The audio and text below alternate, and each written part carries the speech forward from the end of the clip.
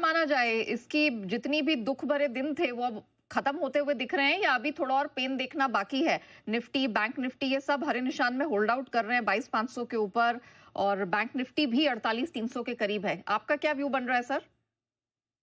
देखिए 2020 के जैसा भय और उत्पीड़न, उस जैसा भय और उत्पीड़न उस मात्रा में नहीं, पर वैसी भावना बाजार में लौट के आई थी। और पैटर्न भी करीब वैसा ही है कि 2020 की होली में सबके चेहरे लटके हुए थे कि स्क्रीन का कलर तो लाल और हरा भूल जाइए, सबका चेहरा काला हो गया था। करीब करीब वही वातावरण अब भी है। और मैंने 2020 की होली के बाद 25 मार्च को जो मार्केट का लॉकडाउन लग रहा था, मार्केट पूरे इकोनॉमी का, वहां हमने कॉल लिया था कि इस साल की होली में जितनी भी पीड़ा हुई है, दिवाली गजब की होगी। वो ही बात मुझे वापस 2025 में होती लग रही है। होली में लटके चेहरों के साथ, उदास मन के साथ हम रंगों के त्योहार में जा रहे हैं, पर इन रंगों को बखूबी लगाइए अपने पोर्टफोलियो पे भी, अपने मन पे भी, सिर्फ चेहरे पे नहीं और शरीर पे नहीं। दिवाली बड़ी जोरदार होगी, ऐसी मेरी आशा है। चार्ट चीख चीख के कह रहे हैं कि दिवाली आते आते तक तो हम भूल जाएंगे कि हम होली पे इतने उदास थे। चलिए, तो ये आपने बहुत अच्छी बात कही कि रंगों के त्योहार के साथ यहाँ पर हरे निशान के भी अब दर्शन होना शुरू होंगे और दिवाली तक तो पटाखे जैसे आप कह सकते हैं ट्रेंड्स भी यहाँ बनते हुए दिख बिल्कुल। सकते हैं। बिल्कुल। तो सर अब बताइए कि अब एफआईआईज की वापसी की तैयारी भी यहाँ से होती हुई दिखेगी गिवन द फैक्ट कि डॉलर इंडेक्स भी यहाँ पर थोड़ा सा सुस्ताता हुआ दिखाई दे रहा है। कच्चा तेल है वो हमारे कंट्रोल में ही फिलहाल कह सकते हैं कि अभी चिंता का कारण नहीं बना हुआ। तो अब तो एफआईआईज की वापसी होनी चाहिए। हम देख रहे हैं कि ब्लैकस्टोन यहाँ पर है, वो काफी पॉजिटिव हो गए हैं भारत के मार्केट पर। तो अब लगता है कि थिंग्स आर टर्निंग बेटर, अब यहाँ पर एफआईआईज की वापसी होगी। देखिए, आपने से एक प्रश्न में कई सारी बातों को पूछ लिया है। एफआईआई की वापसी होगी कि नहीं होगी, उनकी वापसी से क्या हमारे बाजार पे असर पड़ता है, और कच्चे तेल को लेकर अब आप चिंतित नहीं है। और मैं उत्सुक हूं कि कच्चे तेल में भयंकर तेजी अब यहां से आ जाए और उस तेजी के बावजूद हमारे मार्केट में तेजी होगी। तो मैं एक एक पॉइंट को आइडेंटिफाई करता हूं। तो पहली नंबर बात है कि गोरे का पैसा पैसा और हमारा पैसा पैसा नहीं है, ये बिल्कुल गलत सोच है। ये सामंतीवादी विचार अंग्रेज चले गए 1947 में। बहुत साल हो गए देश को आजाद हुए।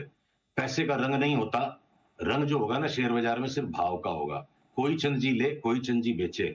किसी की बड़ी बाइंग सेलिंग है, इसके कारण वो क्षणिक प्रभाव डाल सकते हैं वातावरण पर सिर्फ बाइंग या सेलिंग से अगर बाजार चलते तो देखिए किसी भी क्षण जितनी बाइंग होती है उतनी सेलिंग होती है, तभी सौदा पड़ता है। तो फिर भाव क्या चीज पे मूव करते हैं? बाइंग या सेलिंग से भाव नहीं मूव करते हैं। बायर ज्यादा उत्सुक है तो भाव बढ़ेंगे, सेलर ज्यादा उत्सुक है तो भाव घटेंगे। अगर एफआईआई ने एक तरफा माल बेचा तो ठीक है, 5 दिन 10 दिन 20 दिन के लिए वो ट्रेंड को डैम्पन कर सकते हैं। लौटते हम डॉलर इंडेक्स पे। डॉलर इंडेक्स अगर थोड़ा नरम है उसकी वजह से एफआईआई लौटेंगे नहीं। कोई भी निवेशक होगा, चाहे वो एफआईआई है चाहे लोकल है, जहां उसे परफॉर्मेंस आता दिखेगा, जब अपना बाजार खुद ही ट्रेंड जन्म देने लग जाएगा, ट्रेंड को चेस करने के लिए पैसा सारे संसार से आएगा। बाहर से पैसा आएगा तब हमारे यहाँ ट्रेंड बनेगा, क्योंकि हमारा पैसा तो पैसा नहीं है। ये बिल्कुल गलत है सोच। इस तरह की सोच को मैं लूजर मेंटालिटी कहता हूं।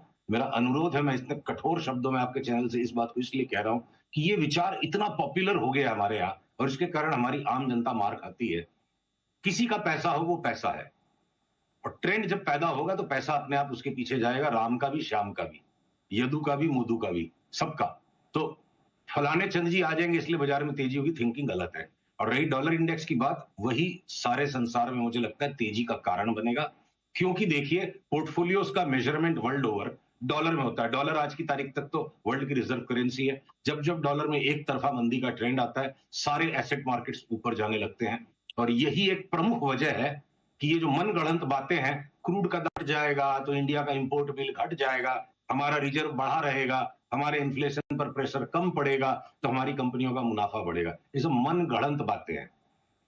जब व्यापार मजबूत होता है, अंडरलाइंग इकोनॉमिक कंडीशंस स्ट्रांग है, तो हायर वेजेस पे, हायर रेंटल्स पर भी कॉर्पोरेशंस काम करने के लिए तैयार होते हैं। बढ़ा बढ़ा के सैलरी देके धंधा बढ़ता है, बढ़ा बढ़ा के भाड़े देके नई नई प्रॉपर्टी एक्वायर की जाती है।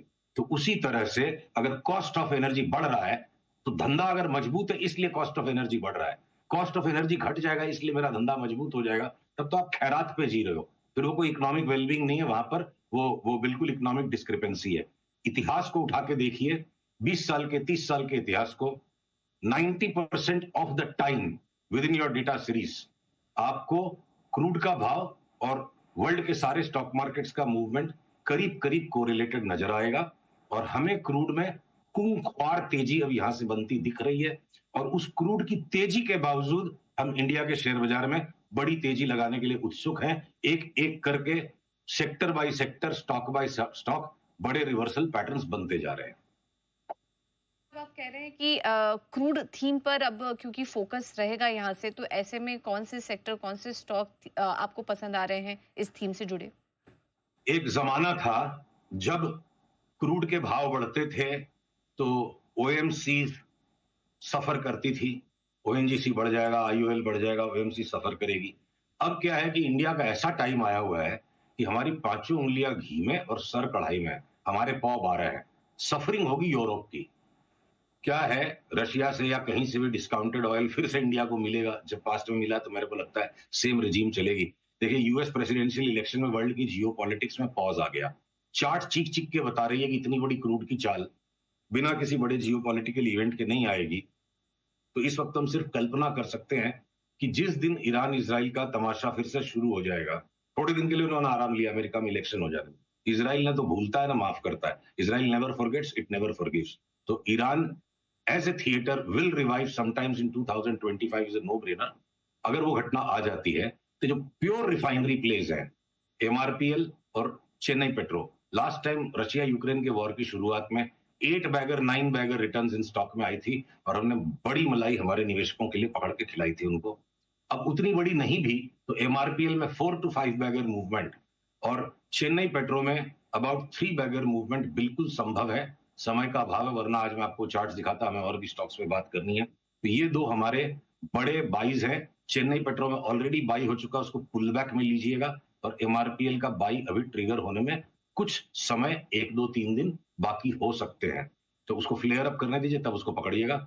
और बची बात जो ऑयल ओनिंग कंपनीज हैं, ओएनजीसी टाइप की कंपनीज, या आपकी ऑयल मार्केटिंग कंपनीज भी जो है ना, एचपीसीएल, बीपीसीएल भी बाकी इंडेक्स के साथ साथ जहां 40-50% तक का उछाल मुझे ज्यादातर स्टॉक्स में नजर आता है जो भी परफॉर्म करेंगे। तो एचपीसीएल, बीपीसीएल में routine in line with market return आ जाएगा। ओएनजीसी 70-80% दे देगा। पर ये जो बड़ी मलाई है ये चेन्नई पेट्रो और एमआरपीएल में लगती है। एक बार अभी आप रीजनेबल छोटा दामन में लगाइए, और जैसे जैसे ऊपर का ट्रेंड डेवलप होगा, जियो पॉलिटिकल इवेंट ट्रिगर होगा, तो न्यूज रीडिंग भी करनी पड़ेगी टेप रीडिंग के साथ, और 4-5 बैगर को शांति शांति से बनाना पड़ेगा, लेके एक ही बार में बैठ जाने से काम नहीं। सर, अब थोड़ा सा हम लार्ज कैप्स और स्मॉल कैप्स पे फोकस करते हैं। अब लार्ज कैप्स में तो हम देख रहे हैं कुछ एक नाम है, बड़े स्टॉक्स हैं जो अब थोड़ा ट्रेंड रिवर्सल दिखा रहे हैं। ये जो मिड या स्मॉल कैप स्टॉक्स हैं, इनमें रिवर्सल, इनमें कन्विक्शन कब लौटता हुआ दिखाई देगा खरीदारी का? देखिए, रिवर्सल तो स्मॉल कैप्स और मिड कैप्स में भी बन रहे हैं इंडाइसेस में। उनमें कन्विक्शन को आने में, कंफर्ट को आने में, मन के अंदर व्याप्त ये जो भय है सर्वाधिक, जो चारों तरफ चतुर्दिक, ये भय की जो व्याप्ति चारों तरफ हो गई है, इस भय को रिसने में थोड़ा समय लगेगा। और जब जब देखिए, ओपिनियन मेकिंग कुछ लोगों का बिजनेस है, न्यूज मेकिंग कुछ लोगों का बिजनेस है, और प्राइस को स्टडी करके प्राइस को फॉलो करना कुछ लोगों का बिजनेस है। तो हम अगर प्राइस की स्टडी पर बात करें तो the worst of the fear is done with. Her sector में जो लार्जेस्ट 1 या 2 स्टॉक हैं, ठीक बात है कि उनकी डाउन ट्रेंड लाइन टूट के एक फर्म रिवर्सल आ गया है, और बाकी के मझोले पिछोले स्टॉक्स के अंदर में अभी भी थोड़ा सा असमंजस सा दिखता है चार्ट्स पे। फिर जो ओपिनियन मेकिंग है ना, एक तरफ धरातल में चला, बाजार चला गया, तो ओपिनियन चेंज होकर सब लोगों को सेफ ओपिनियन मेक करना है, अपनी अपनी सेफ्टी के लिए ओपिनियन बना दिया। अभी भी स्मॉल कैप, मिड कैप में ओवर वैल्यूएशन है।